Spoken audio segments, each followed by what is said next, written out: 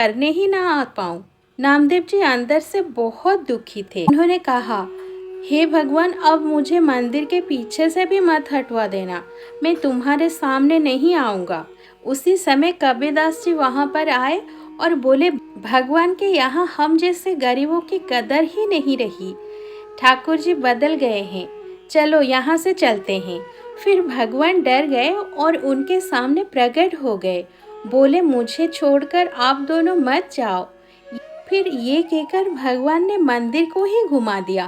पीछे वाला द्वार आगे की तरफ हो गया और आगे वाला द्वार पीछे को चला गया। कैसी महिमामय भक्ति है इन भक्तों की। भगवान अपना मंदिर ही उनके लिए घुमा दिए। एक बार नामदेव जी एकांत में भजन कर रहे थे, फिर उनके घर में आग लग गई। ये सूचना उन्हें देने के लिए कुछ लोग वहां पर आए।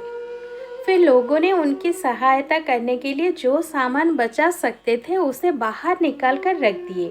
जब नामदेव जी घर पहुंचे तो उन्होंने सोचा कि आग में भी तो मेरे प्रभु ही हैं। फिर वो पड़ोसियों से कहने लगे कि हमारे प्रभु पधारे हैं, अरे आप उनका भोग छीन रहे हैं।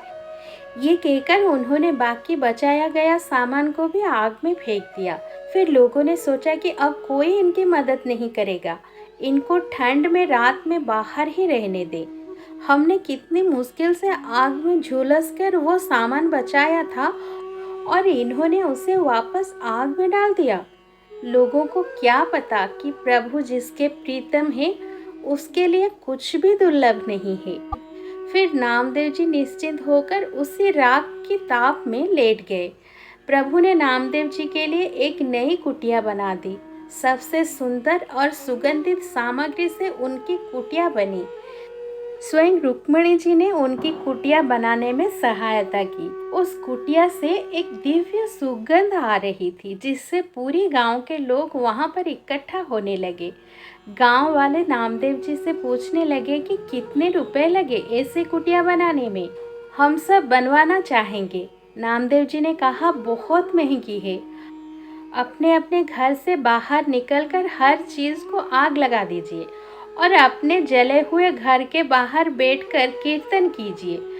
फिर हमारा मालिक स्वयं आकर मुफ्त में आपकी कुटिया बना देंगे।